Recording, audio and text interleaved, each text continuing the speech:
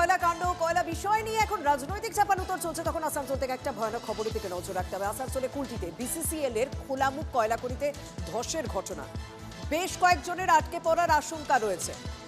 বেআইনিভাবে কয়লা চুরি করতে গিয়ে এই ধরনের ঘটনাস্থলে বিসিসিএল কর্তৃপক্ষ এবং পুলিশ ইতিমধ্যেই পৌঁছেছে। বেশ কয়েকজন ওই খোলামুখ খনিতে গিয়ে আটকে পড়েছে বেআইনিভাবে কয়লা তুলতে গিয়ে। যে অভিযোগ প্রায়শই স্থানীয়রা করে থাকেন, সেই ঘটনা বারবার কেন ঘটছে, কেন আটকানো যাচ্ছে না, ইতিমধ্যে প্রশ্ন উঠতে শুরু করেছে। আর্থ মুভার এনে উদ্ধার কাজ শুরু করা হয়েছে।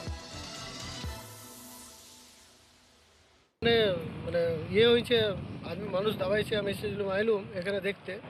আধ ঘন্টা আগে আমি এখানে এসেছি, যখন আমি এসেছি তখন শুনলাম কি দুটা বডি এখান থেকে বার করেছে, বাদে মানে হসেছে এলএম হসপিটাল নিয়ে গেছে। কটা রিকভারি হয়েছে বডি টোটাল? আমি তো কতজন ছিল ভিতরে? আমি যখন এসে তখন শুনলাম দুটাই মানে নিয়ে গেছে এলএম হসপিটাল।